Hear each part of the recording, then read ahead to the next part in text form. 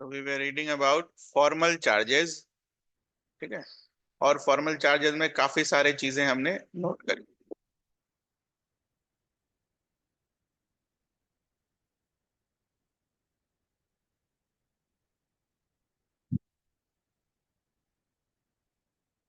इसका क्या किया जाए?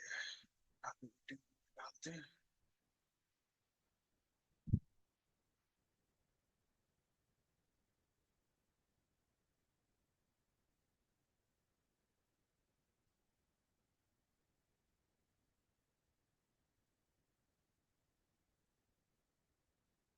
एक एग्जाम्पल और पढ़ना है हमें फॉर्मल चार्जेस का। This one, NH4+। ठीक। NH4+, ताकि इसका मतलब भी पता चल सके कि NH4+ है क्या। तो से for example let start with NH3। Ammonia से शुरू करें और अमोनिया का स्ट्रक्चर बनाएं। ठीक है। तो नाइट्रोजन नाइट्रोजन के पास 5 इलेक्ट्रॉन इनके वैलेंस शेल में, और हाइड्रोजन का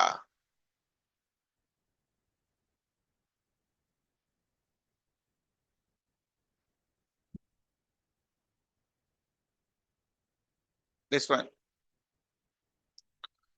तो अगर देखा जाए, इनका ड्यूप्लेट कंप्लीट है, इनका ड्यूप्लेट कंप्लीट है, इनका ड्यूप्लेट कंप्लीट है, और नाइट्रोजन का अगर आप देखो तो उसका ऑक्टेट कंप्लीट। कोई दिक्कत नहीं।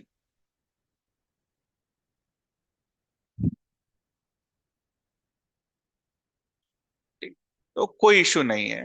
बट एक चीज तो हम यहां पर देख पा रहे हैं कि नाइट्रोजन के पास एक पेयर ऑफ इलेक्ट्रॉन खाली पड़ा है। वो किसी के साथ बॉन्डिंग में अभी फिलहाल इन्वॉल्व तो है नहीं। तो अगर कोई H+ टाइप का आइटम, ठीक है, H+ में नो इलेक्ट्रॉन। कैसे नो इलेक्ट्रॉन? हाइड्रोजन में एक होता है, वो भी एक अगर आपने बाहर कर दिया तो क्या होगा? H+, no electron. तो H+ यहां पर जो अपना अगर बॉन्ड बनाने का कोशिश करे तो नाइट्रोजन क्या करेगा? इसको एक डोनेट कर देगा। तो हाइड्रोजन का डुप्लेट कंप्लीट हो जाएगा और नाइट्रोजन क्या करेगा? उसको,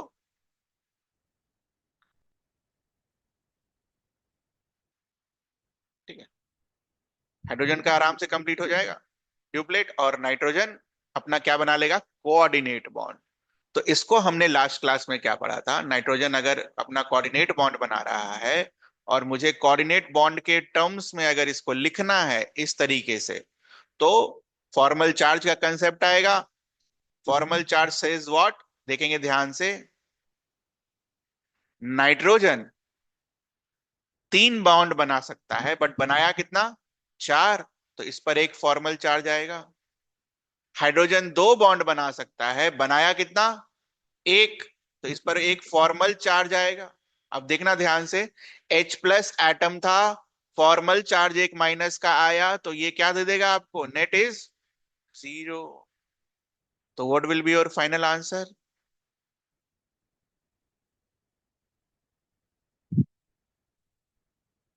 नोट कर लीजिए।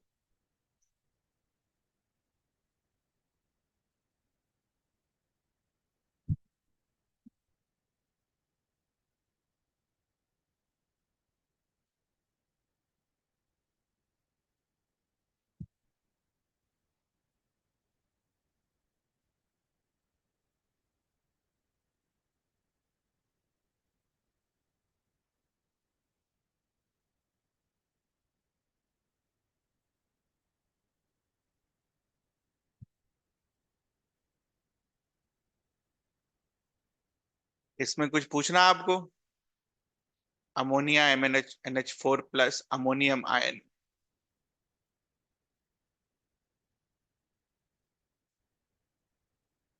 ठीक है। चलिए। तो फॉर्मल चार्ज के बारे में और कोऑर्डिनेट बॉन्ड के बारे में जो भी अभी फिलहाल करना था, दैट हैज बीन डन। क्योंकि देखो बॉन्डिंग चैप्टर है, बार बार ये सब घूम फिर के आते रहेगा। तो बेसिक है, पहले कंसेप्ट बिल्डिंग कर लेंगे, उसके बाद हम आगे चलेंगे। ठीक है। तो बेसिकली हम लुइस कोशल थ्योरी पढ़ रहे थे, जहां लुइस कोशल क्या बोल कर गए कि एवरी एटम जो होता है कंबाइन इस तरीके से करता है कि वो अपना ऑक्टेट कंप्लीट कर ले। बट अगर उनकी थ्योरी में कोई कमी नहीं होता तो चार पांच थ्योरी तो हम पढ़ते नहीं। तो इनकी थ्योरी में क्या कमी है वो हम लिखेंगे और बुक भी खोलेंगे फिर, ताकि थोड़ा हमारा टाइम बच जाए। Limitations of octet rule. आप लोग अपना नोट्स जरूर पूरा करिए, इन्हें की बुक में मार्क कर दिए तो छोड़ देंगे, घर पर जाके सब कंप्लीट करने का होता है। Limitations of octet rule.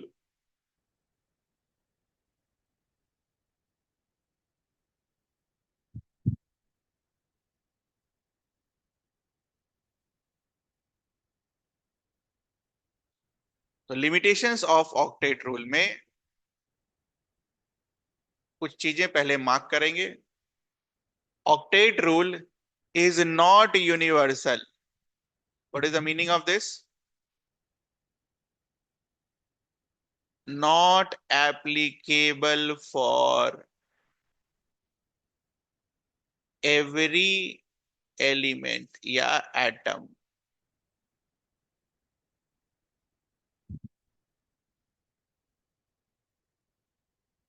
इस रूल का एडवांटेज कहां पर देखने को मिलेगा? Most of the organic compounds and applies mainly to second period elements. Applies mainly to second period elements.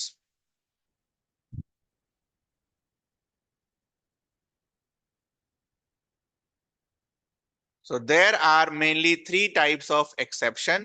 Total चार एक्सेप्शंस होते हैं इसके, ठीक है। चौथा वाला में थ्री में नहीं काउंट किया, दिया है लेकिन किताब में चौथा वाला दिया है, ठीक है, इस रूल के, है ना। चौथा वाला दिया है बट एक्सेप्शन में काउंट नहीं किया है। ठीक है, कोई बात नहीं। The first one is incomplete octet of central atom. What does this mean? इसका मतलब मैं आपको समझाता हूं कि से फॉर एग्जांपल यहां पर अगर आप कंपाउंड देख रहे होगे BCl3, मॉलिक्यूल देख रहे होगे BCl3 का, अगर क्लोरीन का अगर आप आउटर मोस्ट स्ट्रक्चर यहां पर देखो तो उसका 8 पूरा हो जाएगा। लेकिन अगर बोरोन का देखो, बोरोन कितना इलेक्ट्रॉन लेकर बैठा हुआ है? 6। सिमिलरली बेरिलियम कितना लेकर बैठा है? 4। लिथियम कितना लेकर बैठा है? 2। ठीक है, दो तो चलो फिर भी समझ में आता है कि ड्यूप्लेट से स्टेबल हो सकता है, लेकिन ये 4 और 6 का क्या एक्सप्लेनेशन है? कोई एक्सप्लेनेशन नहीं, एक्सेप्शन है वो, ठीक है। Similarly there are more compounds like AlCl3 and BF3, जहां पर जो ऑक्टेट है वो इनकम्प्लीट रह जाता है, ठीक है।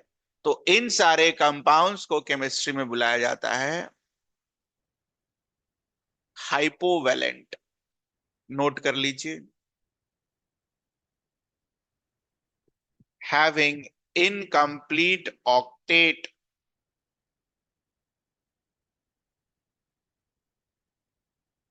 having incomplete octet।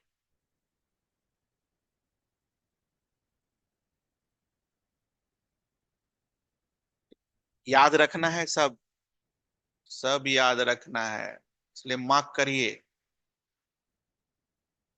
और बढ़िया से याद करिएगा बेटा। 2 साल याद रखना है, ध्यान रखना है इस चीज का।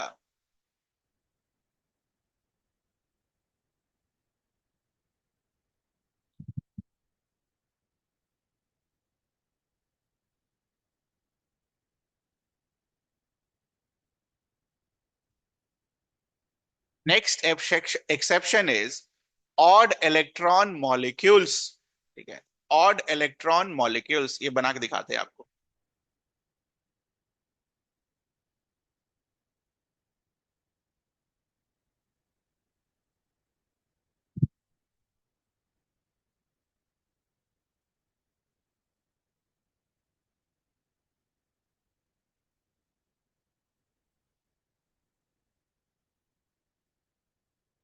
दो दो चार एक पांच।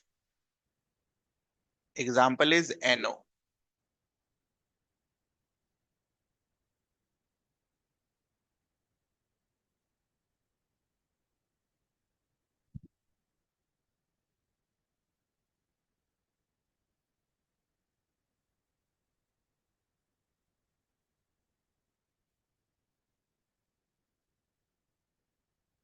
डन। तो ऑक्सीजन का अगर आप यहां पर देखो तो ऑक्सीजन में कोई दिक्कत नहीं है, तो बढ़िया ये अपना। ठीक है। But when it comes to nitrogen, कितना है? दो, दो चार, दो छह, एक सात। तो यहां हम लिख भी लेंगे।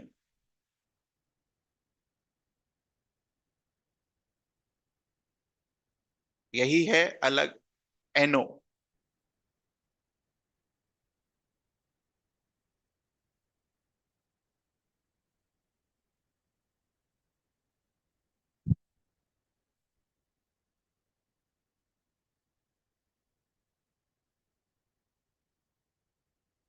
NO कैसे रिप्रेजेंट किया जाता है? आप चाहे तो ऐसे बना के दिखा सकते हैं कि इसमें एक ऑड इलेक्ट्रॉन था।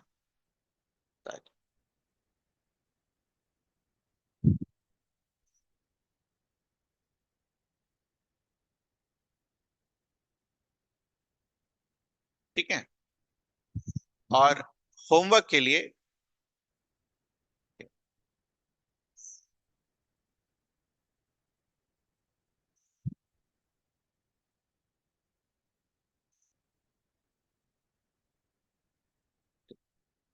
ये करिएगा, कोशिश नहीं होगा तो मैं करता हूं। यहां पर मार्क करिए, nitric oxide and nitrogen dioxide.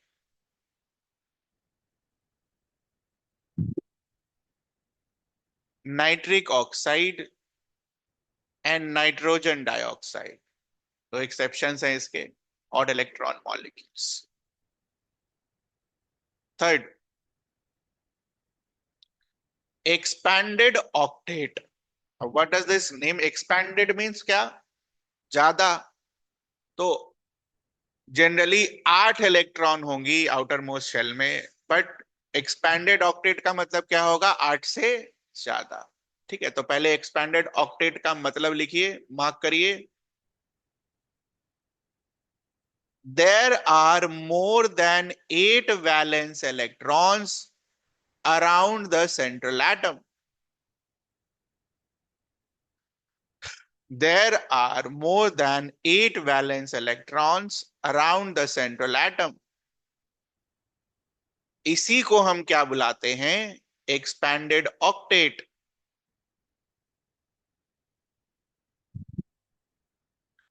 Jin species के पास 8 इलेक्ट्रॉन से ज्यादा आपका इलेक्ट्रॉन होता है वैलेंस शेल में, उसको हम क्या बुलाते हैं?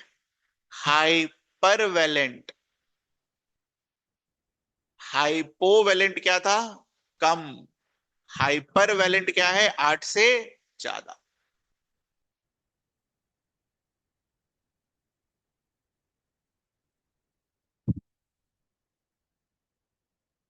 ठीक है। Now reason for this, what is the reason for this? देखो बेटा, एकदम कॉमन सेंस वाला रीजन है। बॉन्ड जो बन रहा है, खासकर कोवलेंट बॉन्ड, ठीक है, बॉन्ड जो बन रहा है वो क्या चीज से बन रहा है? शेयरिंग ऑफ इलेक्ट्रॉन से। कहीं पर इक्वल शेयरिंग है, कहीं पर अनइक्वल शेयरिंग है। कोवलेंट बॉन्ड जो बन रहा है, शेयरिंग ऑफ इलेक्ट्रॉन से बन रहा है। कहीं पर इक्वल शेयरिंग है, कहीं पर अनइक्वल शेयरिंग है। लेकिन कैसा भी शेयरिंग हो, ठीक है, अगर आपको 8 से ज्यादा बनाना है बॉन्ड, ठीक है, तो ऑब्वियसली देखिए, मान लो आपके घर में 8 आदमी है, 8 से ज्यादा आदमी रखना है, तो क्या होना चाहिए? घर बड़ा होना चाहिए, या घर में वेकेंट जगह होनी चाहिए। तो अगर किसी एटम को 8 से ज्यादा बॉन्ड बनाना है तो उसके पास क्या होना चाहिए?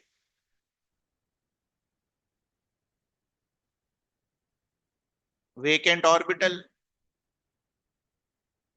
ताकि जिसके साथ भी इलेक्ट्रॉन को शेयर कर सके, तो इलेक्ट्रॉन शेयरिंग वाला शेयर जो इलेक्ट्रॉन होगा उसको अपने घर में रख सकेगा, तभी तो वो बेसिकली आपका 8 से ज्यादा बॉन्ड बना सकेगा। तो what happens, some species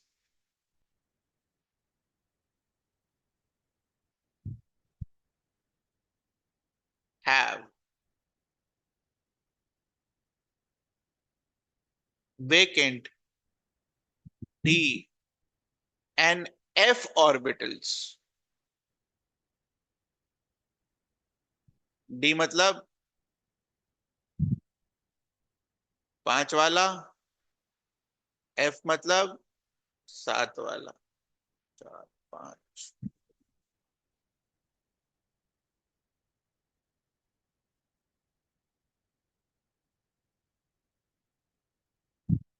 which allows them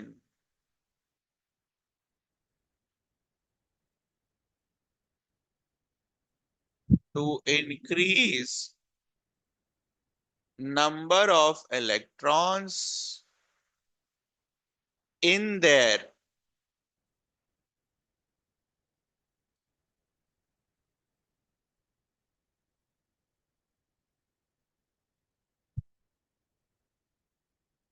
valence shell,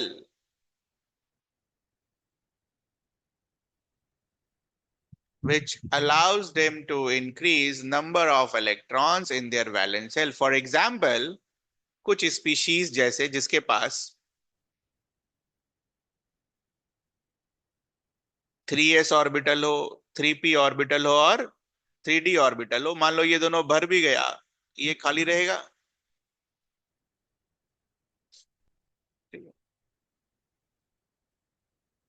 तो वैसे वाले जनरली आपको ये डी ऑर्बिटल जिनके पास वेकेंट होता है वहां देखने को आपको मिलता है।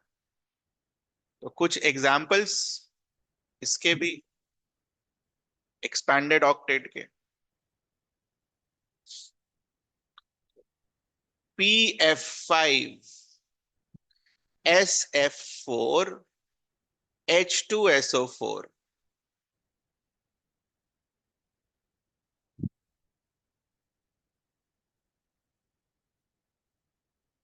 sf6 है यार, sf6, sf4 में तो पूरा कंप्लीट होगा, sf6।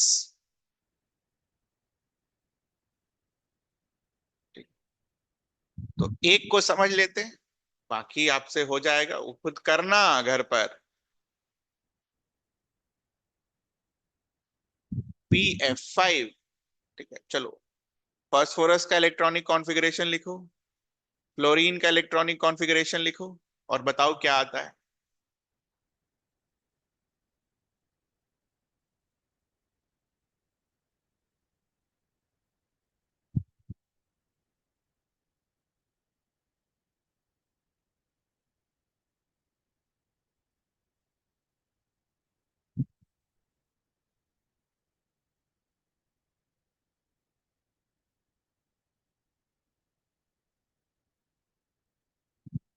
चार 10,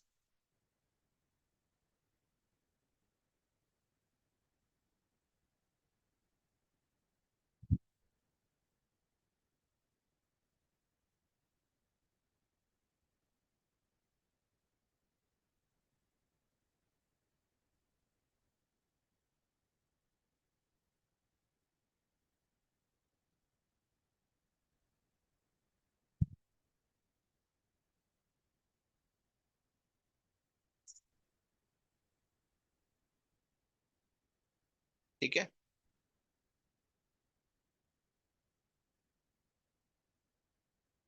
तो बॉन्डिंग वाले क्राइटेरिया से अगर आप देखो, तो what is its outermost shell, n is equals to 3। तो n इक्वल्स टू 3 के लिए अगर आपसे ऑर्बिटल्स पूछा जाए l का वैल्यू, तो what could be the value of l, 0 to l minus, ठीक है। तो 0 1 और 2, तो तीन तरीके के ऑर्बिटल्स आएंगे, s p और d। अब डी लिखते नहीं है, क्यों? क्योंकि वहां इलेक्ट्रॉन है ही नहीं। तो इसके पास घर तो है, इलेक्ट्रॉन नहीं है, उससे क्या लेना देना। ठीक है। तो ये घर खाली होने की वजह से क्या देखते हो आप कि ये जो है अपना 3 बॉन्ड तो बनाएगा ही, बाकी 2 और कर सकता। ठीक है। तो उसकी केमिस्ट्री में अभी हम जा नहीं रहे, बस आपको रीजन बता रहे हैं हम कि उसके घर खाली है, तो वो PF5 तक बना सकता है। तो अगर आप देखो, बनाना तो उसको बस ये चाहिए था, है ना, अपना बढ़िया से ऑक्टेट कंप्लीट कर लेता। फ्लोरीन का तो है ही कंप्लीट।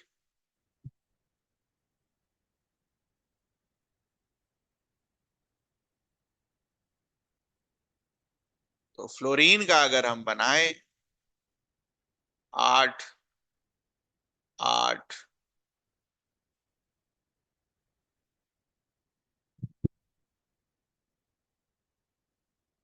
ठीक है, और चूंकि PF5 बनाना है तो 2 और चाहिए।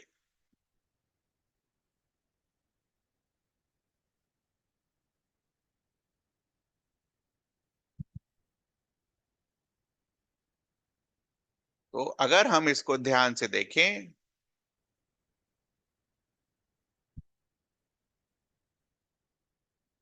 फ्लोरीन का तो चलो पूरा कर लेते हैं, फ्लोरीन का पूरा कर लेते हैं। और मुझे को तो फास्फोरस से मतलब है। 2, 2 4, 2 6, 2 8 और 2 10। तो फास्फोरस के पास कितने इलेक्ट्रॉन हो गए? वैलेंस शेल में होने कितने चाहिए थे? 8। बट हो कितने गए? तो this is called expanded octet.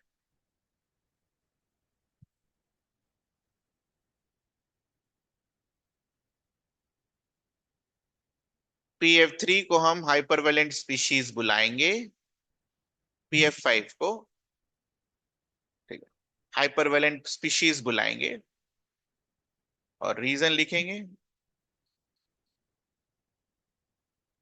Vacant orbitals. This is your reason.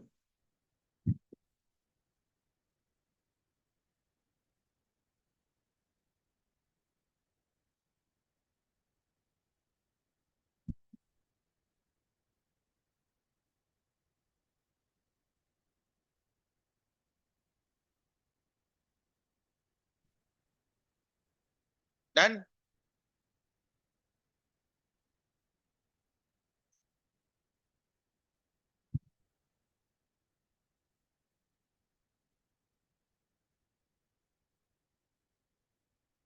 अब इन्होंने 3 एक्सेप्शन दिया है, ठीक है, हम चौथे को भी एक्सेप्शन में ही डालेंगे। ये हो गया।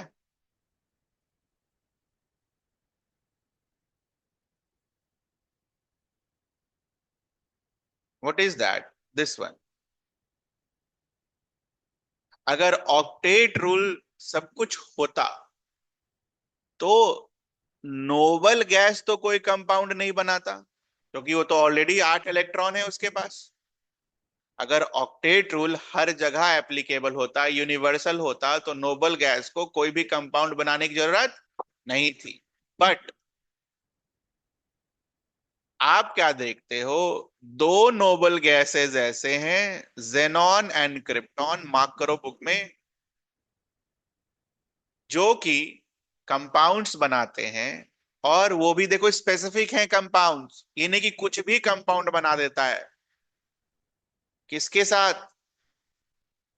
ऑक्सीजन और फ्लोरीन के साथ। ऑक्सीजन फ्लोरीन ही क्यों? बिकॉज हमने उधर पीछे पढ़ रखा है, ये फ्लोरीन और ऑक्सीजन क्या है ना, इलेक्ट्रोनेगेटिव पर क्या है, हाईली रिएक्टिव में है ये, दैट्स वाई। ठीक है। इतना रिएक्टिव है कि देखो ऑक्सीजन और फ्लोरीन की नोबल गैस के साथ भी कंपाउंड बना देता है। ठीक है। देखा जाए तो नहीं बनाना चाहिए था, मोर स्टेबल। ठीक है। तो इसीलिए हम लोग ये भी कहते हैं कि noble gas configuration is what, generally stable. It's not always stable. यहाँ दता स्टेबल तो कंपाउंड नहीं बनना चाहिए था। तो कंपाउंड्स के नाम याद रखने। तो ये तो बहुत कम दे रखे हैं आपको, और भी कंपाउंड्स के नाम याद रखने हैं। तो जेनन के लिए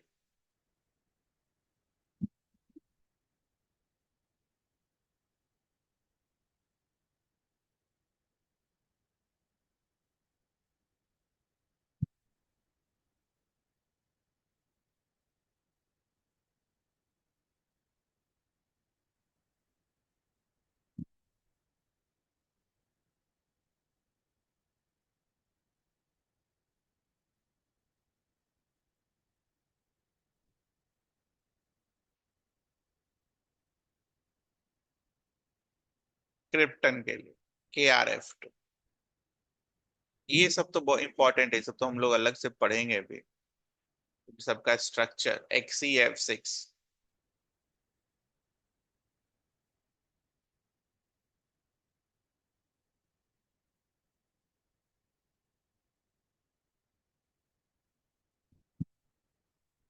बाकी जो दो बच गए, टोटल 6 हो गए ना बेटा एक्सेप्शन में। ये 4 लिमिटेशंस में। It does not account for the shape of the molecule. Shape बताया आपको कैसा होगा? नहीं बताया। टेट्राहेड्रल होगा, लीनियर होगा, ट्रायंगुलर होगा, क्या होगा? जो ऑक्टेट थ्योरी है, शेप के बारे में कुछ भी नहीं बताता है। ठीक है, नोट मार्क कर लीजिए, पॉइंट में इधर नोट कर लेना नोट्स में। एक ही जगह सब होना चाहिए, इन्हें की 10 जगह से पढ़ रहे हैं लास्ट मोमेंट में। Last, it does not explain the relative stability of the molecules. कहीं पर भी ऑक्टेट रूल में आपको समझाया गया कि एनर्जी कम है या ज्यादा? वो भी नहीं समझाया मैंने। समझाया कहीं पर किसका एनर्जी कम है किसका एनर्जी ज्यादा? नहीं। It is silent on energy about molecule. किस मॉलिक्यूल की क्या एनर्जी है, कम है ज्यादा है, you don't know.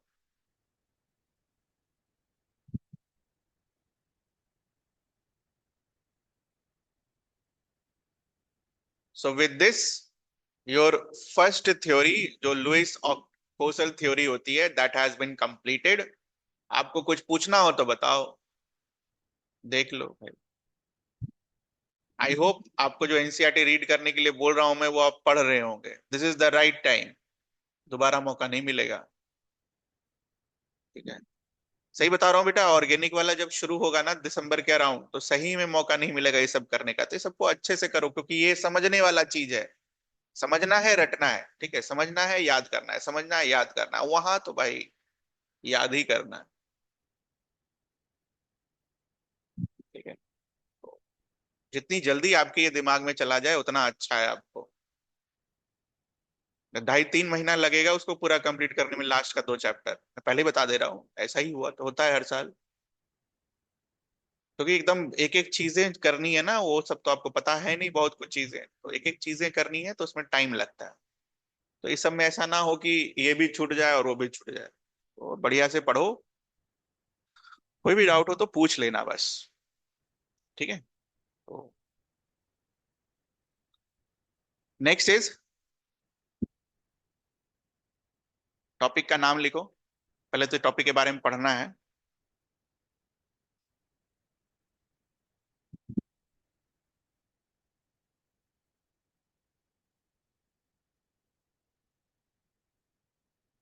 Covalent nature और covalent character in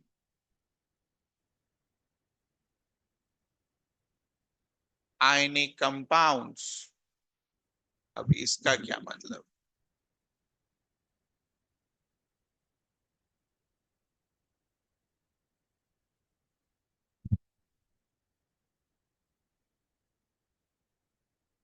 no compound is 100% covalent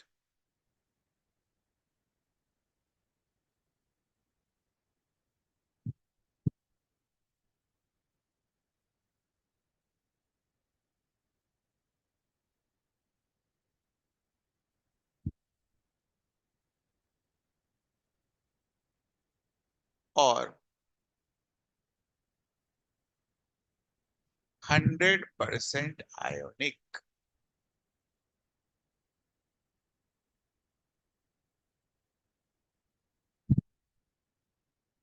तो इसका मतलब क्या हुआ? ए, मैं कुछ एक्स्ट्रा नहीं पढ़ा रहा हूं, सब इधर है। इरा, no compound is either completely covalent और आयोनिक। इसका मतलब क्या हुआ? When we say that a compound is an ionic compound, it means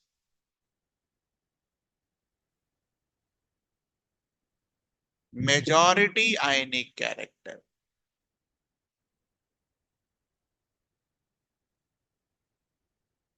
Example, 95% ionic, 5% covalent. Similarly, if we say that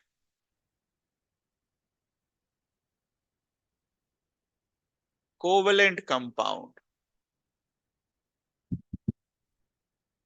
उसका मतलब क्या हुआ? Majority covalent character,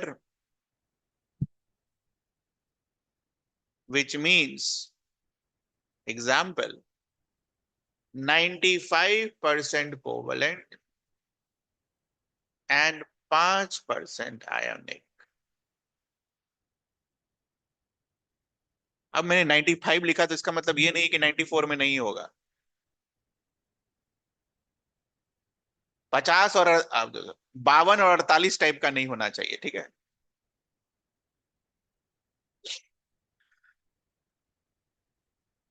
तो बात ये आती है कि ये आयनिक कंपाउंड में कोवलेंट नेचर आया कैसे, ठीक है।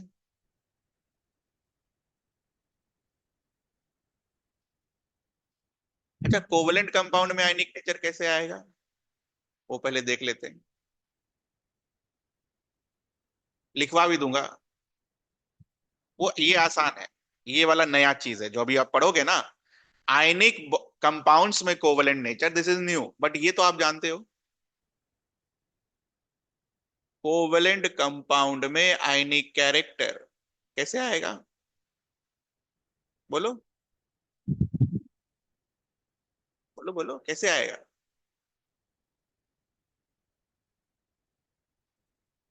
मोर इलेक्ट्रोनेगेटिव और लेस इलेक्ट्रोनेगेटिव होकर। जो ज्यादा इलेक्ट्रोनेगेटिव होगा उसका टेंडेंसी क्या होगा?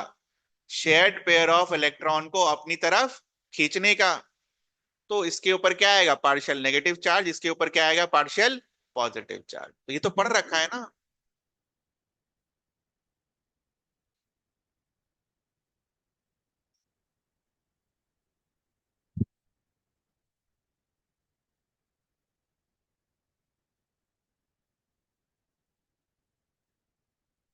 सबसे बड़ा शौक आपको अपने लाइफ का ये वाला लगने वाला है, HCl, H+ और Cl-।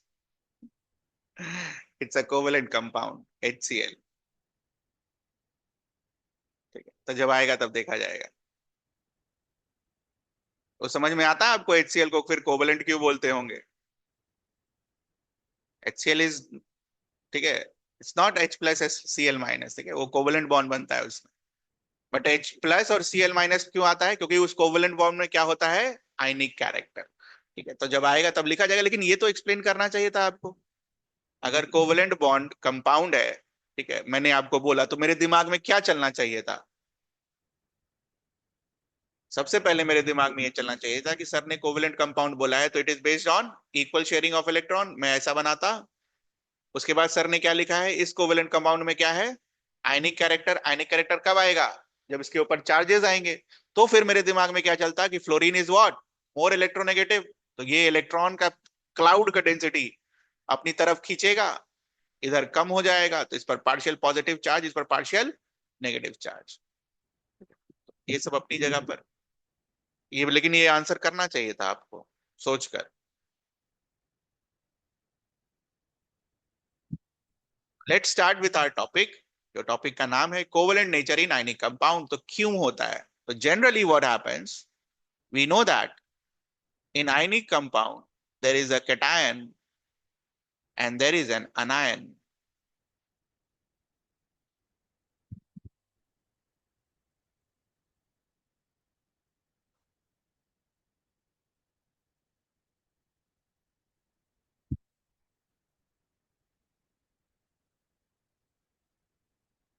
When separated by large distance, ये सब एनसीईआरटी में नहीं है,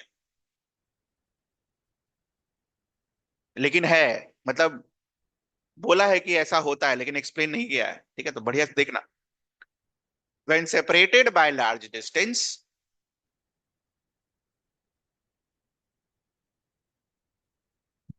this remains a perfect sphere.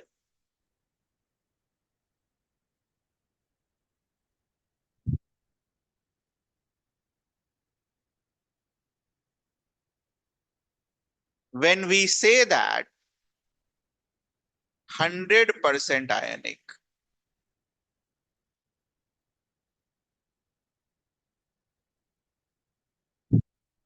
100% आयनिक का क्या मतलब हुआ कि ये दोनों फोर्स ऑफ अट्रैक्शन के कारण नजदीक में होंगे।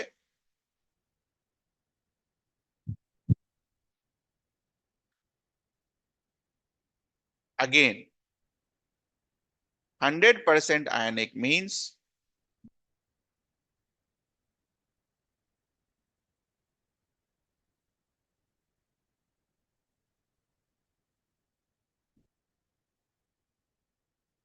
no overlapping.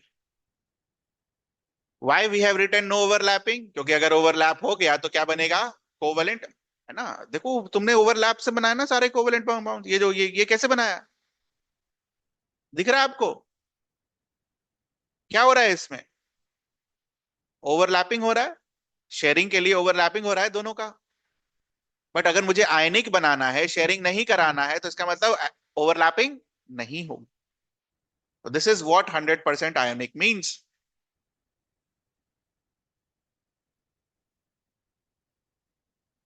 बट एक्चुअल में व्हाट हैपेंस,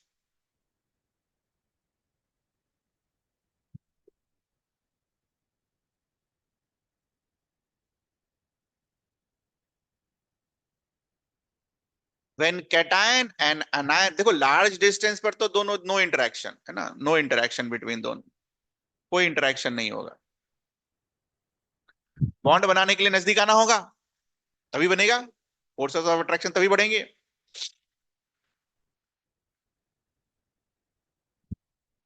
तो when they are separated closure,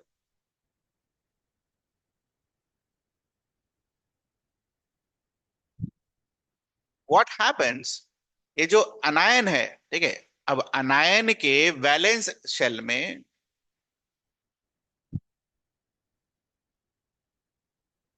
एक इलेक्ट्रॉन तो नहीं बैठा होगा। क्लोरीन का ही अगर आप ले लो, तो क्लोरीन Cl-, Cl- के केस में कितना इलेक्ट्रॉन बैठा है? 8। तो अगर दूर होंगे Cl- के 8 इलेक्ट्रॉन्स, तो charge distribution will be like this, एकदम सरफेस पर इक्वली स्प्रेड होगा। Cl, अरे यार, माइनस, सॉरी, ये ना इलेक्ट्रोस्टैट्स पढ़ा रहा हूँ 12 वाले को, प्लस वाले का। Charge distribution will be like this, even distribution पूरे स्फीयर पर। But when it comes close, क्या आपको लगता है कि ये प्लस के इन्फ्लुएंस में आकर ये माइनस नेगेटिव वाले सारे इस तरीके से रहेंगे? बिल्कुल भी नहीं रहेंगे। क्यों? क्या होगा? प्लस के इन्फ्लुएंस पे आकर minus will be like this. कितना बनाया? 3 3 6 2 8।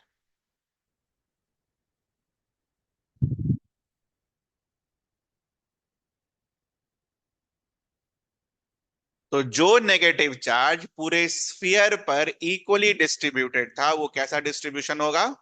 एक तरफ, ड्यू टू अट्रैक्शन। ऐसा क्यों हुआ, लिखो।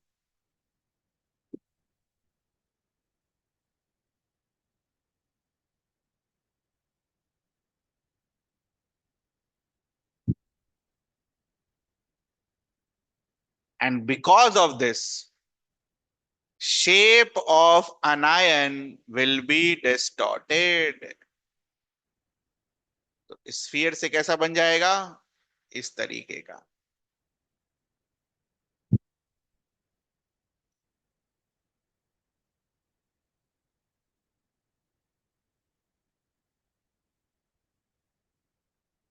है ना, ये एक्स्ट्रा माइनस नहीं है, ये कैटायन को लिखने के लिए मैंने यहां पर लिखा है, कैटायन, सॉरी एनायन को लिखने के लिए मैंने यहां पर माइनस दिखाया कि shape of अनायन is being getting what, distorted. और अब जब बॉन्ड बनेगा,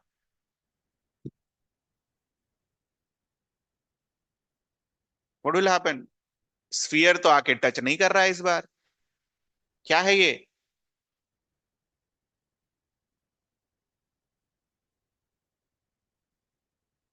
there will be slight overlapping.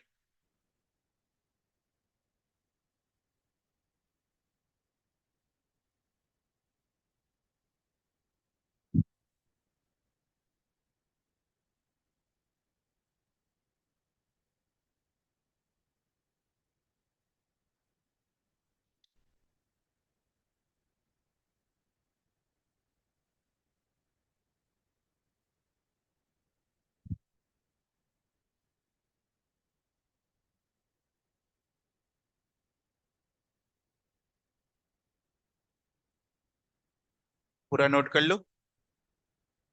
Slight overlapping, and therefore some covalent character.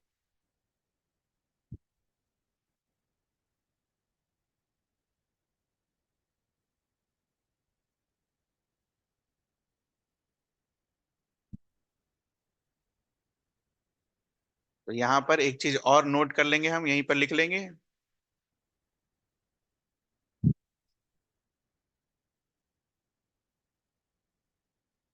Non symmetric charge distribution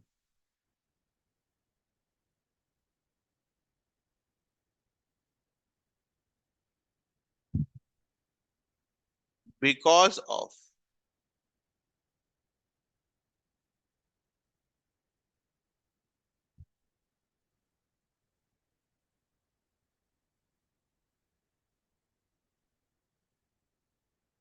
maximum attraction by cation।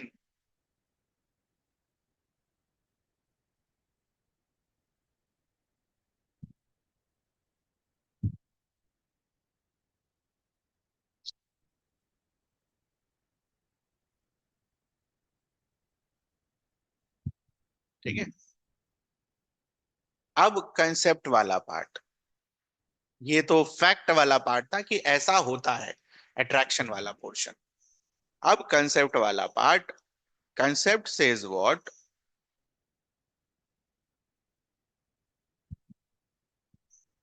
More the positive charge more the attraction, more electron cloud का क्या होगा? ज्यादा attraction होगा। ज्यादा attraction होगा तो इसका shape और खराब होगा, और खराब होगा तो और ओवरलैपिंग होगा। ये समझ में आता है हमें? स्फीयर के केस में हमने क्या देखा यार, कि दोनों बस और बस एक दूसरे को क्या करेंगे, टच करेंगे। स्फीयर का डिस्टॉर्शन हुआ। क्यों हुआ डिस्टॉर्शन? क्योंकि कैटायन का पॉजिटिव चार्ज स्फीयर के अनायन के नेगेटिव चार्ज को अपनी तरफ खींचने की कोशिश करता है, तो अनसिमेट्रिक चार्ज डिस्ट्रीब्यूशन होता है। अब ठीक है, अब अनसिमेट्रिक चार्ज डिस्ट्रीब्यूशन जो हुआ, हो सकता था कि 3 3 6, मैंने तो 8 दिखा दिया यहां पर, हो सकता है 3 ही आए, उसको भी तो अनसिमेट्रिक बोलोगे। लेकिन उस केस में डिस्टॉर्शन क्या होगा? हल्का। ठीक है, ऐसा बना दो और फिर स्फीयर कंप्लीट कर दो।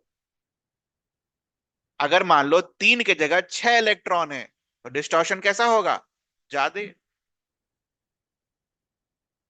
समझ में आती है ये चीज? तो लेफ्ट साइड में अगर मुझे इलेक्ट्रॉन का क्लाउड बढ़ाना है, यहां पर क्लाउड बढ़ाना है, तो यहां क्या होना चाहिए? More positive charge. तो concept says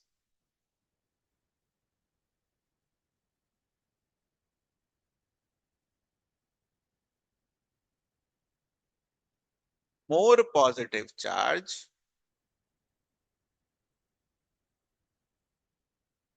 on cation implies more attraction of electron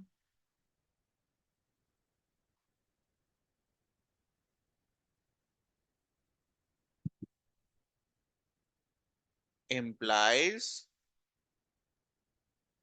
more distorted shape of anion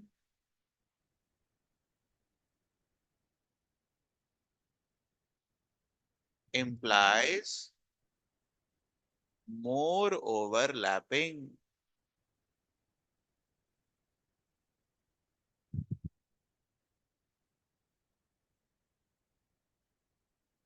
Same thing is applicable for this.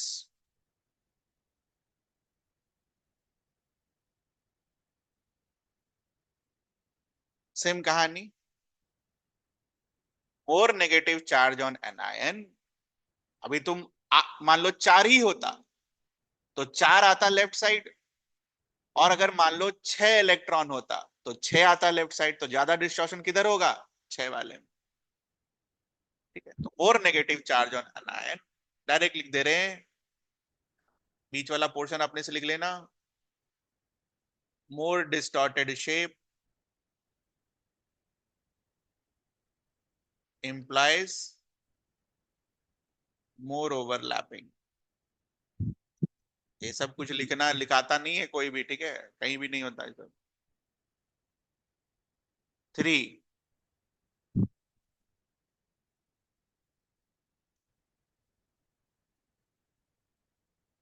अब ये है और थोड़ा सा इंपॉर्टेंट। मान लो कटायन इतना बड़ा है, ठीक है, बनाना मत, और अनायन ऐसा है, तो कैटायन अगर इतना बड़ा है तो इसका भी पॉजिटिव चार्ज क्या बोल सकते हैं हम? डिस्ट्रीब्यूटेड होगा। ये इसके इलेक्ट्रॉन को अपनी तरफ खींच रहा होगा इस दिशा में, ये वाला प्लस इसके इलेक्ट्रॉन को अपनी दिशा में खींच रहा होगा, ये वाला प्लस इसके इलेक्ट्रॉन को अपनी दिशा में खींच रहा होगा, ऐसा केस वन। ये बनाना मत। केस टू ऐसा, ये एकदम छोटा कैटायन है,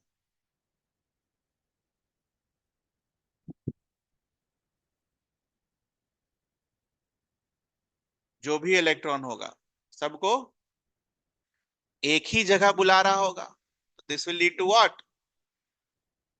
ये फोर्स के हिसाब से अगर आप देखो तो कंपोनेंट ही बनाकर देख लो, आपको नहीं लगता ये कैंसल आउट होंगे?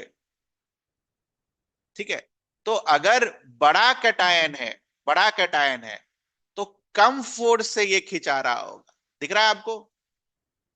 क्योंकि अगर आप इसको अगर फोर्स मानो फिजिक्स में, उसका कंपोनेंट बना दो, तो इधर वाला कंपोनेंट और इधर वाला कंपोनेंट आपस में क्या होगा? Cancel out.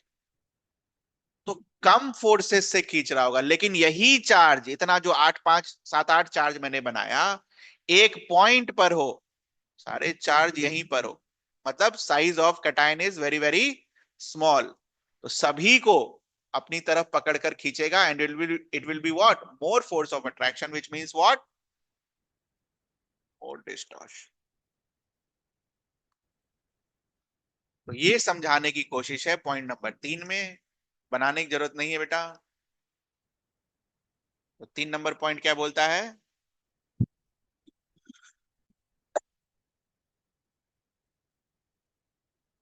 Smaller the size of cation,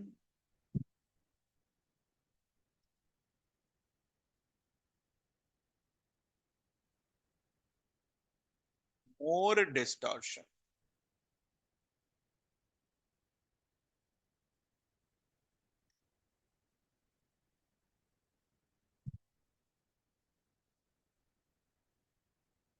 एक चीज ध्यान रखना, कैटायन का डिस्टॉर्शन हम कंसिडर नहीं करते हैं, ठीक है।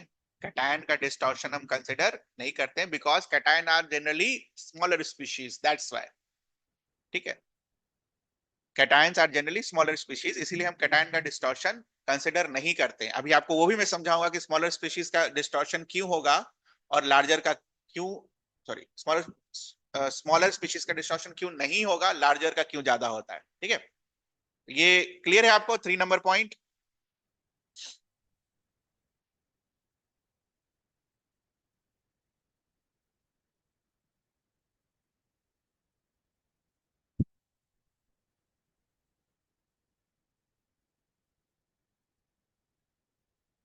एक इतना बड़ा धागा लो और दो पोल के बीच में बांध दो,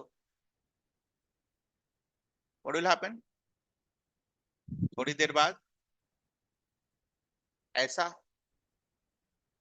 दो धागा को अगर आप टाइटली बांध दो, जैसे अब घर में अगर कपड़ा वगैरह सुखाते हैं तो टाइट बांधते हैं हम, और कुछ दिन बाद क्या हो जाता है, ऐसा।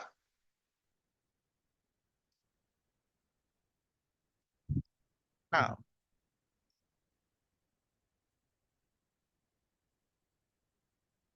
वही धागे की साइज अगर आप छोटी कर दो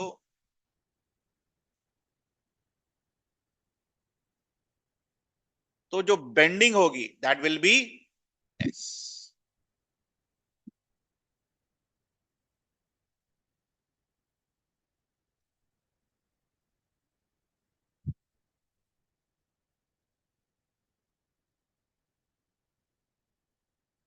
आप इसको A4 साइज शीट के पेपर से भी कंपेयर कर सकते हो कि अगर आपने बड़ा A4 शीट का पेपर लिया तो आसानी से बीच वाला पार्ट आपका क्या होगा, झुक जाएगा। लेकिन अगर आपने बहुत छोटा सा A4 शीट का पेपर लिया तो बीच वाला पार्ट बहुत कम चांसेस है कि वो क्या हो, बेंड हो। तो यहां से हम क्या सीखते हैं, fourth point,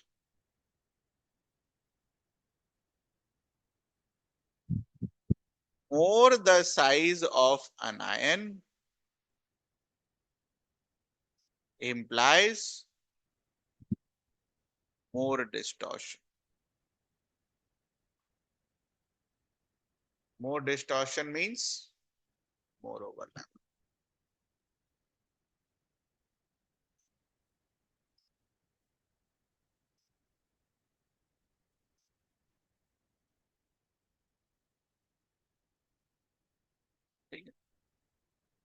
So what can be now written on the basis of these 4 points जो पढ़ाया जाता है, ये सब नहीं कराया जाता जो भी मैंने अभी आपको बोला, डायरेक्ट ये लिखना होता है, ठीक है। डायरेक्ट ये लिखना होता है, extent of overlapping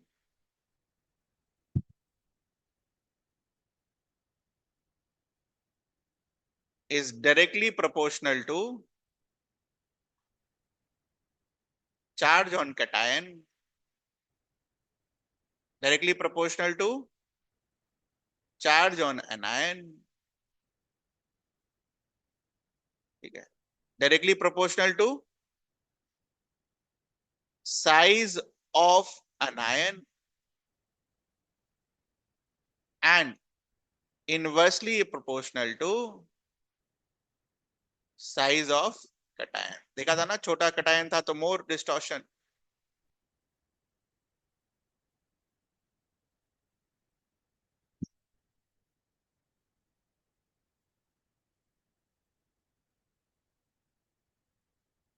this rule, इसको इसको कैसे पढ़ाया जाता है वो भी मैं बता दे रहा हूं, लिख देगा। Extent of overlapping is decided by Fajans rule,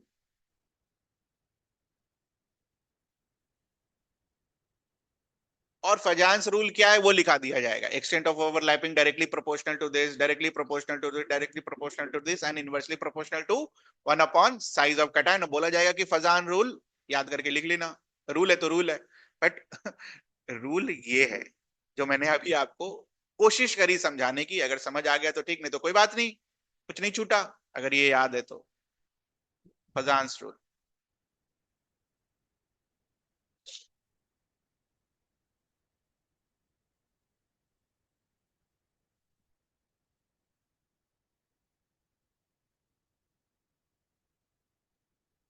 दो और टर्म्स हैं जो आपको ध्यान रखना है।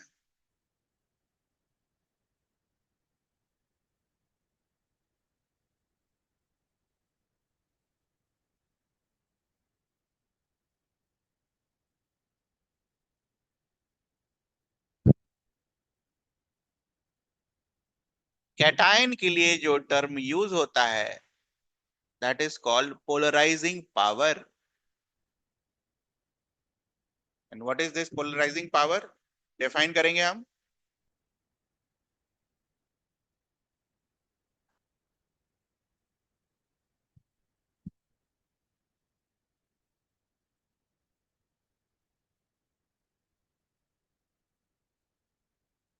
Ability of cation to polarise anion.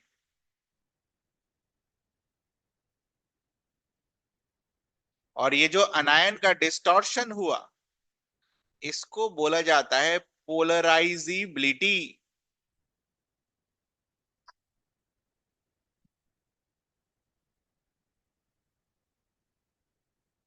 What is this?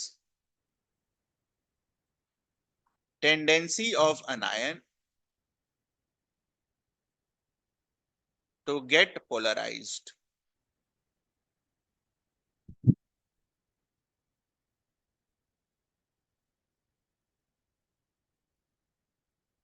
तो polarisability will be decided by point number 2 and 3, and polarizing power will be decided by point number 1 and 4.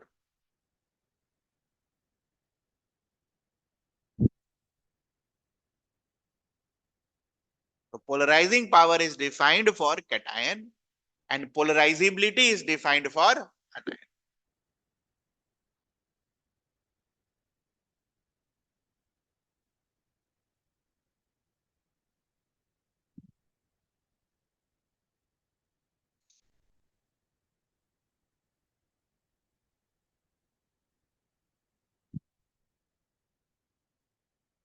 इतना काफी है, और तो ज्यादा कुछ करने की जरूरत नहीं।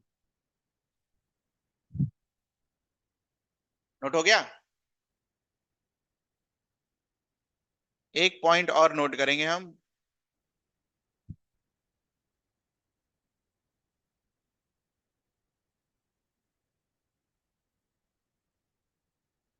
Polarising power also depends on, as a fact ये याद करना है, depends on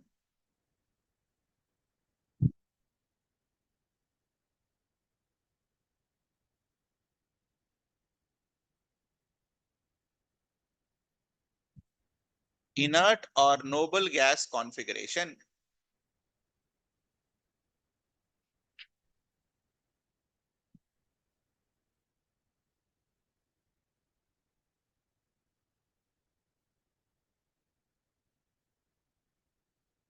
एग्जाम्पल,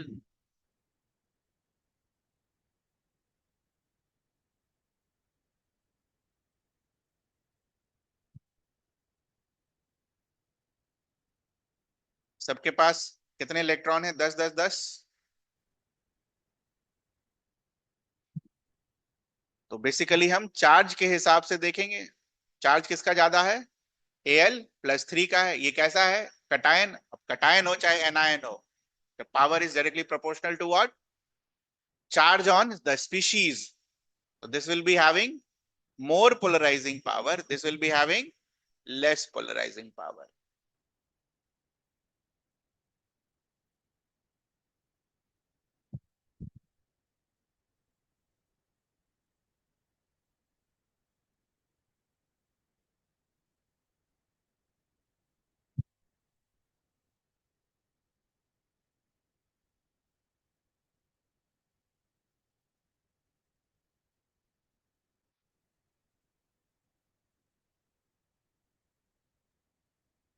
ठीक है? So with this और with this rule, ठीक है, ये चार जो मैंने आपको यहाँ लिखा है, इसी से सारे सवाल आपके सॉल्व हो जाएंगे। एक्सटेंट ऑफ ओवरलैपिंग या polarising power will depend upon what. तो क्वेश्चन लिखिए।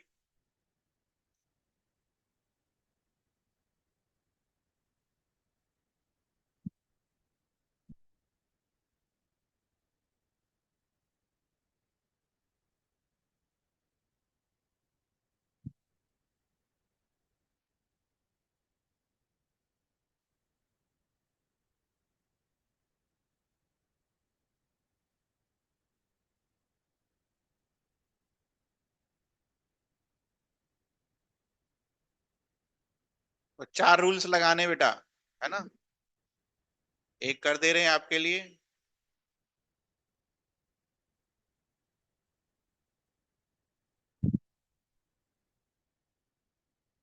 ठीक है, तो वैसे आप लोग भी कल ही लोगे। अब Cl है, यहां भी Cl है, यहां भी Cl है, तो ये कैसा बना हुआ होगा? Na+, Mg+2 और Al+3। किसका केस है? कटायन का। कटायन को हम कैसे देखते हैं? With the help of charge. तो चार्ज के हिसाब से अगर आप देखो, Al+3 का एक्सटेंट ऑफ ओवरलैपिंग ज्यादा, तो एक्सटेंट ऑफ जितना ज्यादा ओवरलैपिंग उतना ज्यादा covalent character. This will be your order.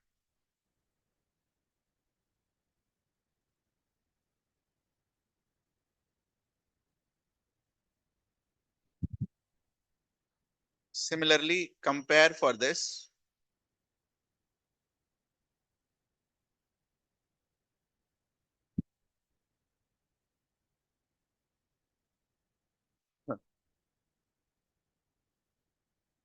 वो काटा नहीं है, ये कैंसिल नहीं है, ये मैं इसलिए बनाया हूं कि कंपैरिजन के लिए क्या यूज होगा। अब सब में क्लोरीन है तो थोड़ी ना हम उसको यूज करेंगे।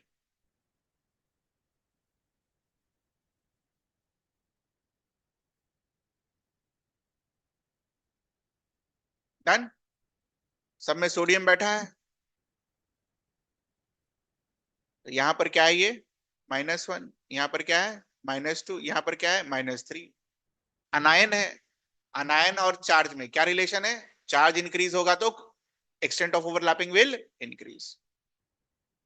यह है आपका answer. More the charge, more the extent of overlapping. तो ज्यादा कोवेलेंट कैरेक्टर आपका Na3N में होगा एज कंपेयर टू NaF। ये दो एग्जांपल क्लियर है आपको? सर अगर चार्ज और साइज दोनों से उल्टा आंसर आया तो हमेशा किसका डोमिनेटेड होता है? This one is dominating. लिख लो।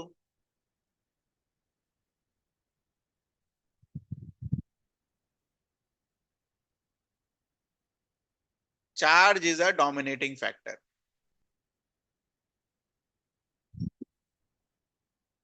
मान लो चार्ज और साइज से उल्टा आंसर आ जाए तो which will be the dominating factor? Charge.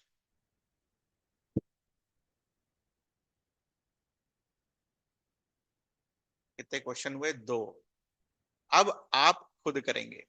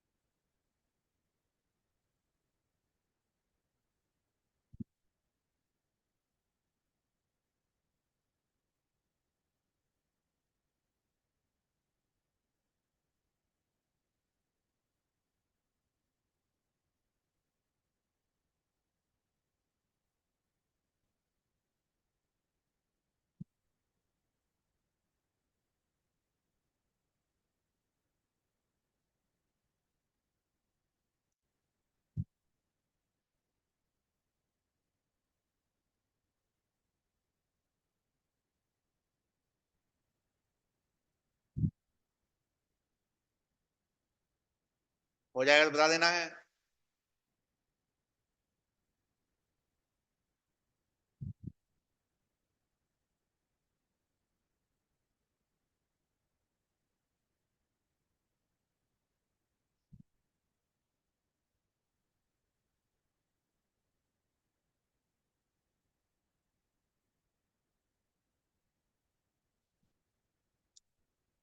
सबसे पहले जो कॉमन चीज है उसको हटाएंगे।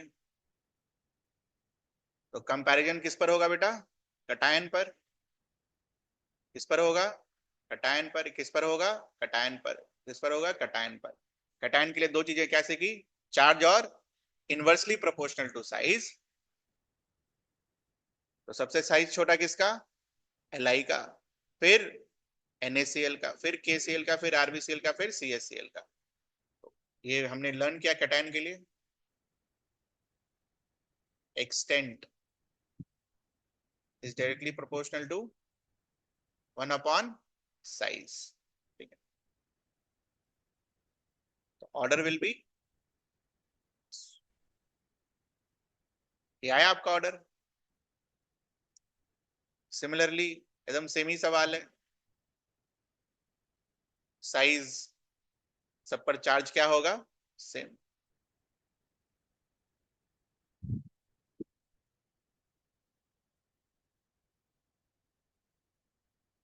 This one +2 +4।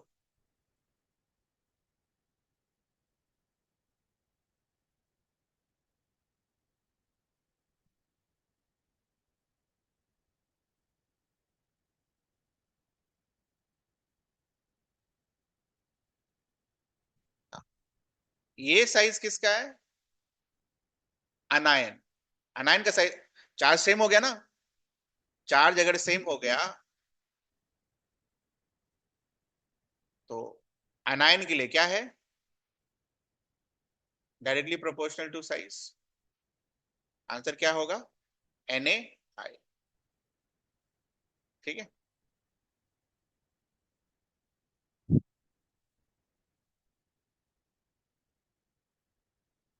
तो याद रखना है।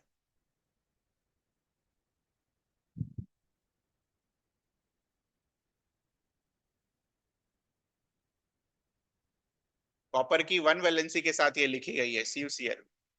वन वैलेंसी, कॉपर की दो वैलेंसी होती है, 1 और 2, one valency. Copper 1।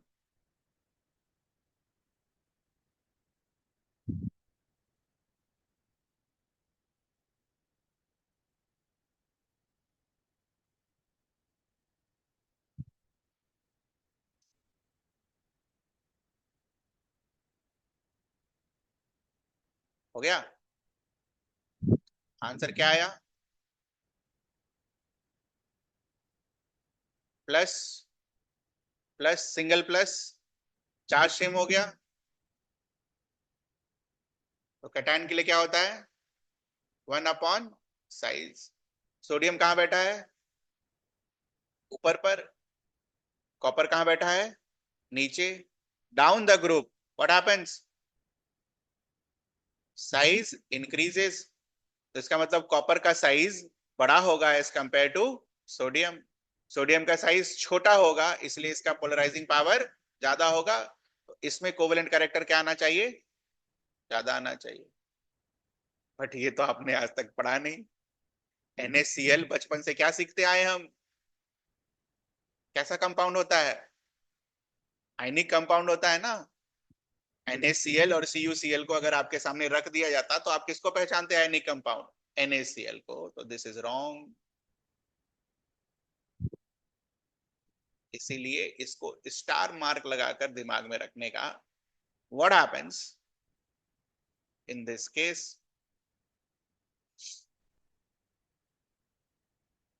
Reason note करिए। Cu+। Can you write the configuration of copper? Copper का कॉन्फ़िगरेशन लिखिए।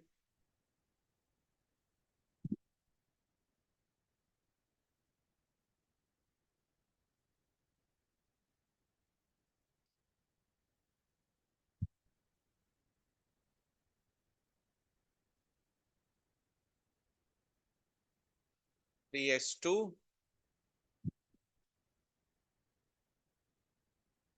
3p6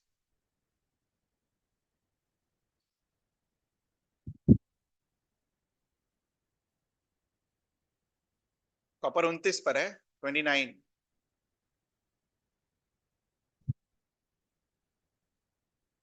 29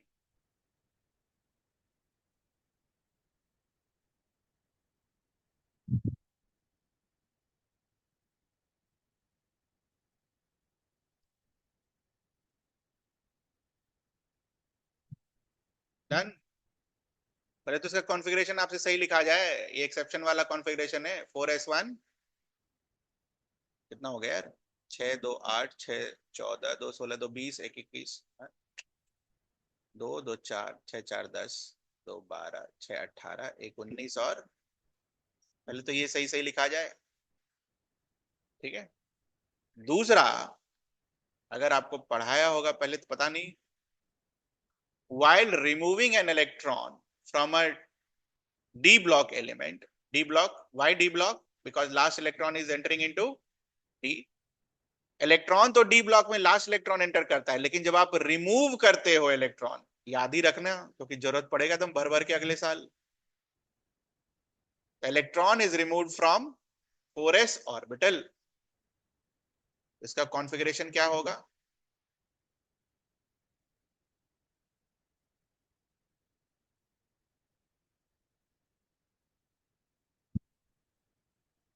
Now, in atomic structure, we read that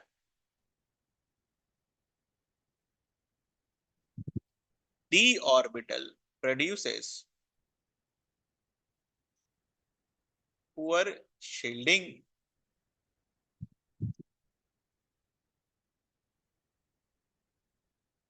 which implies what? Sigma is less, which implies what? Z minus sigma will be more. And what was Z? Z क्या हुआ करता था? Effect Z minus sigma क्या हुआ करता था? Effective nuclear charge, which implies Z effective will be more. तो अगर आप इफेक्टिव न्यूक्लियर चार्ज देखो तो इफेक्टिव न्यूक्लियर चार्ज किस में ज्यादा है?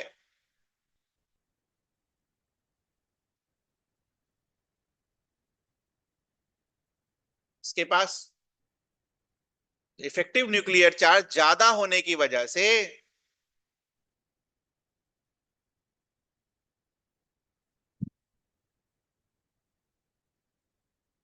पोलराइजिंग पावर इज मोर, तो मोर द कोवेलेंट कैरेक्टर।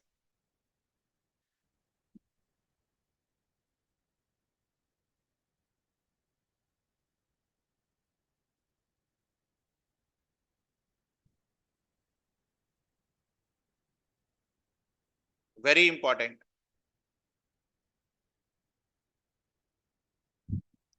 इस कॉन्फ़िगरेशन को हम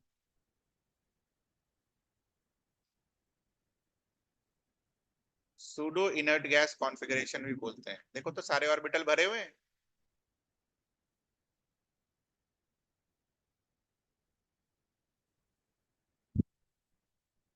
वन वाला भरा हुआ है, सेकंड वाला भी भरा हुआ है और तीसरा वाला भी भरा हुआ है, पूरा भरा हुआ है, सारे शेल्स भरे हुए,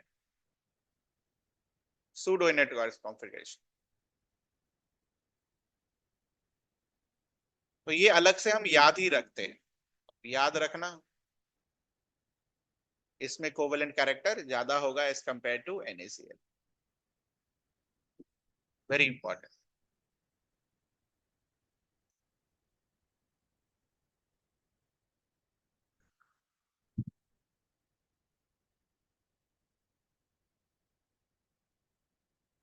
पेज पलट के एक बार देख लो, कुछ पूछना हो तो बताओ, क्योंकि ये नया था, पूरा नया था। मैं बीच वाला पोर्शन अगर स्किप कर देता तो बस इतना ही समझाना था मुझे। पजांस रूल ये होता है, ठीक है, उससे हम कोवेलेंट कैरेक्टर डिसाइड करते हैं और covalent character is this formula, फिर और डायरेक्ट ये क्वेश्चन, इतना ही करना होता है। कुछ पूछना हो तो बताओ जल्दी से।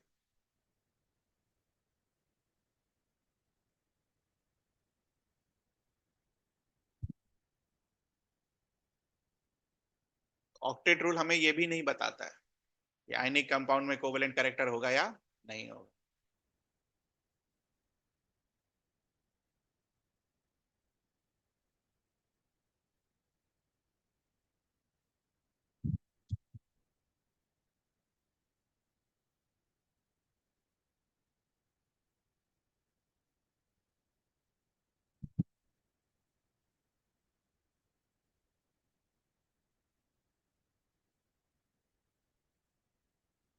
कुछ पूछना है आपको इसमें? नेक्स्ट।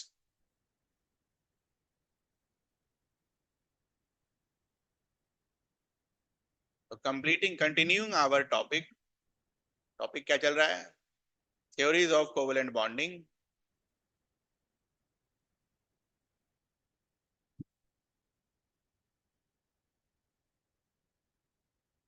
लुइस वाला हो गया हमारा। अब सेकेंड।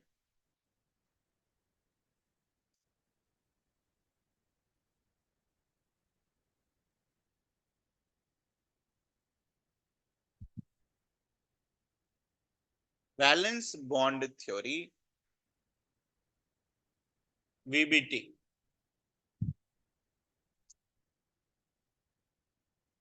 कुछ थ्योरी वाला पोर्शन रटने वाला। तो it is based on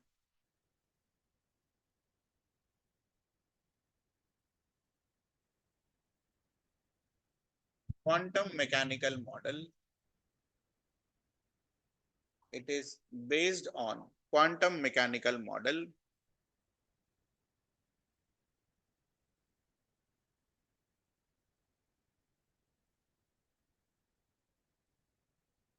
It takes into account, number one, it takes into account,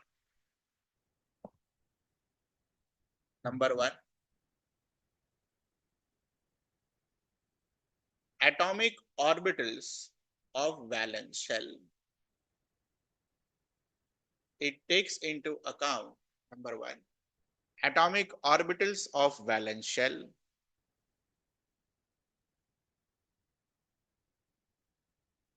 It takes into account, number two, valence shell electronic configuration. Valence shell electronic configuration. Third, it takes into account overlapping of atomic orbitals. It takes into account overlapping of atomic orbitals. And number four, it takes into account, very important,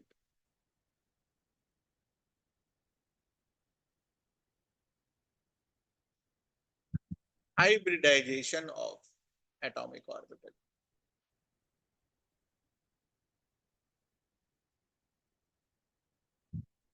और आज के आज ही ये दिमाग में डाल लीजिए,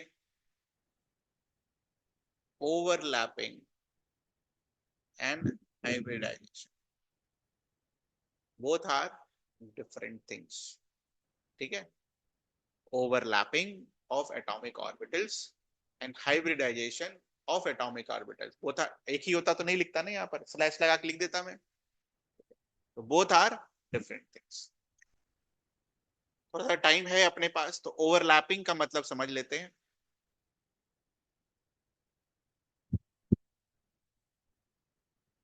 मतलब समझ रहे हैं? तो से फॉर एग्जांपल बहुत सारे एटॉमिक ऑर्बिटल्स आपने पढ़े, कौन कौन से?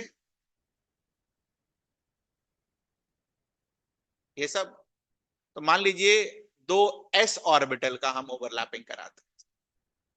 आपके पास स्पीशीज है hydrogen. What is the configuration of hydrogen? तो किस ऑर्बिटल्स का ओवरलैपिंग होगा? एस ऑर्बिटल का ओवरलैपिंग होगा अगर मुझे कोवेलेंट बॉन्ड बनाना है तो। इसका एस ऑर्बिटल का शेप क्या होता है? स्फेरिकल। इसके भी एस ऑर्बिटल का शेप क्या होगा? स्फेरिकल। और जब ओवरलैपिंग होगा एस ऑर्बिटल का तो इट हैपेंस लाइक दिस। ठीक है। हाँ, बताया था ना एटॉम स्ट्रक्चर में स्फीयर होता है। क्या चीज?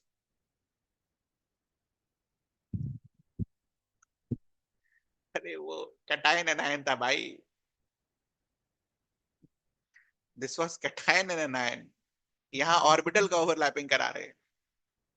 समझ में आ रही है चीज? ये कैटायन और अनायन था। दे आर बेसिकली व्हाट, मतलब क्या बोले हम इसको, इंटरमोलिकुलर फोर्सेस ऑफ अट्रैक्शन था। आयनिक बॉन्ड, वहां आयनिक कंपाउंड पढ़ रहे थे, अब आयनिक कंपाउंड थोड़ी पढ़ रहे हैं। ये नहीं पढ़ रहे। कैटायन एनायन वो है ही नहीं अपने। Orbitals, we are talking about orbitals. ऐसा थोड़ी स्फीयर का सर्कल का ओवरलैपिंग नहीं हो सकता। क्यों नहीं हो सकता? बिल्कुल हो सकता है। एटॉमिक ऑर्बिटल्स हो सकते। नाउ अगर आप ध्यान से देखो कि सर आपने ऐसा क्यों नहीं बनाया, जब स्फीयर ही है, ओवरलैपिंग ही कराना है तो ऐसे करा लो, बना लो आप, कोई बात नहीं। आपने ये क्यों नहीं बनाया? मेरे को तो ये डिजाइन अच्छा लग रहा है तो आप ये बना लो। कहने का मतलब ये हुआ,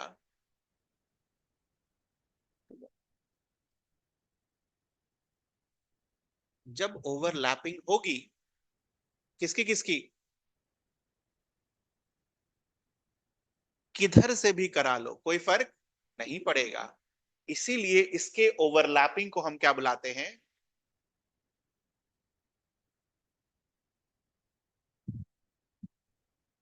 यहाँ और लिख लेना भाई, इन्हीं की समझ में आया कि तीन तरीके से ओवरलैपिंग करा, और किधर से भी करा लो, non directional.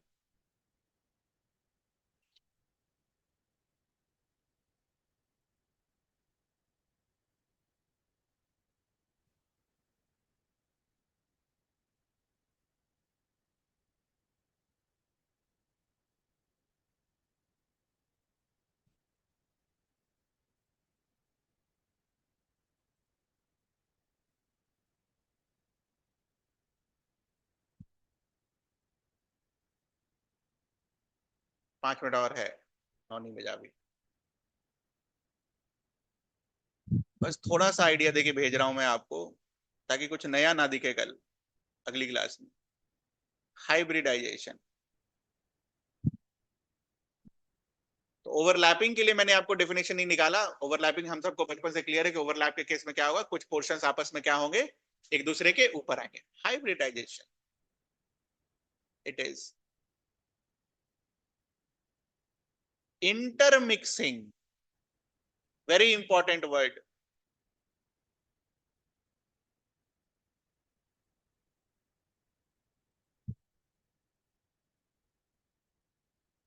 Of atomic orbitals of valence shell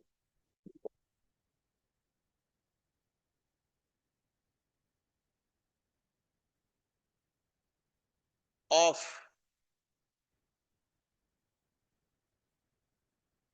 central atom.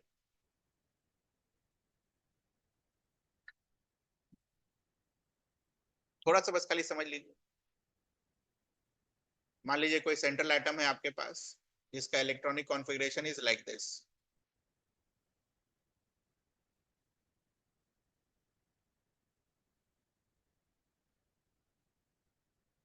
इस तरीके से इलेक्ट्रॉन भरे हुए हैं। तो इनको क्या बुलाते हैं हम अभी तक एटॉमिक स्ट्रक्चर में? वी कॉल इट एज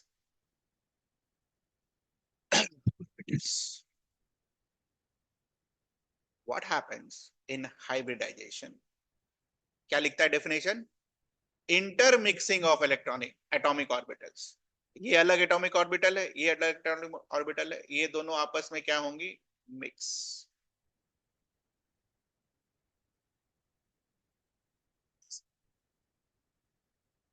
ठीक है। इसको बना लीजिए।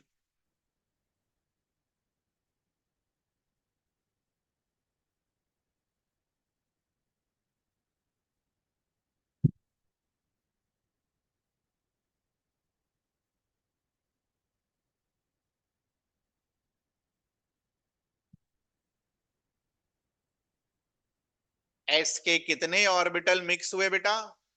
एक। पी के कितने ऑर्बिटल मिस हुए? तीन। पी क्यूब नहीं है वो, तीन ऑर्बिटल्स हैं। तो इस ऑर्बिटल का अब नाम क्या होगा? ये तो अलग अलग था। S, p x, p y, p z बुला लिए, है ना? ऐसे ही पढ़ा आपने। ये एस, ये p x, p y, p z. अब इसको क्या बुलाओगे? इंटरमिक्सिंग होने के बाद चारों एक जैसे होंगे। क्या होगा? चारों एक जैसा होगा। तो हम अलग अलग नाम नहीं दे सकते हैं ऑर्बिटल्स को। क्या बुलाएंगे हम? sp3, sp3, sp3 और नोट कर लीजिए। घबराना नहीं है, ये डिटेल में होगा, है ना? अभी थोड़ा सा समय था तो मैंने आपको बस खाली ये समझाया कि ये दोनों अलग अलग हैं। दिख रहा है आपको? Overlapping is different from hybridisation. ठीक है, तो होमवर्क लिख लीजिएगा।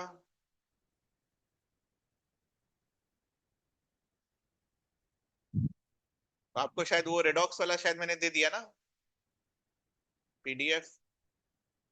उसको बनाना शुरू कर दीजिए। One we will be discussing on next class, DTS1। Total 5 दे दिया मैंने आपको। DTS1 next class. और एग्जाम की तैयारी तो आप खुद कर ही लेंगे, वो लिखने की जरूरत नहीं है मुझे। मेमोराइज दिस, केमिकल बॉन्डिंग रटिए जैसे हिस्ट्री रटते हैं, बस एज सिंपल एज दैट। रटिए, समझिए, रटिए, समझिए, एकदम मिक्स करके केमिस्ट्री बहुत अच्छा हो जाएगा। ये बात मेरे को 1 साल बाद समझ में आई थी, बट हो गया था समझ में, टाइम पर हो गया था। मुझे लगा कि एग्जाम में जाकर मैं सारा केमिस्ट्री ऐसे बना दूंगा, मुझे सब समझ में आ गया क्लास में। ऐसा नहीं होता है बेटा। ठीक है, वो लाइन ही ऐसा वहां पर रहेगा कि आपको कंफ्यूज कर देगा। इसीलिए रटिए, समझिए, याद कीजिए, समझिए, याद कीजिए, फिर देखिए केमिस्ट्री कितना अच्छा होता है। बिल्कुल अच्छा होगा। मैंने तो ऐसे ही किया था, ऐसे ही कर करके मैंने पूरा कर लिया। चलिए फिर जा सकते हैं आप।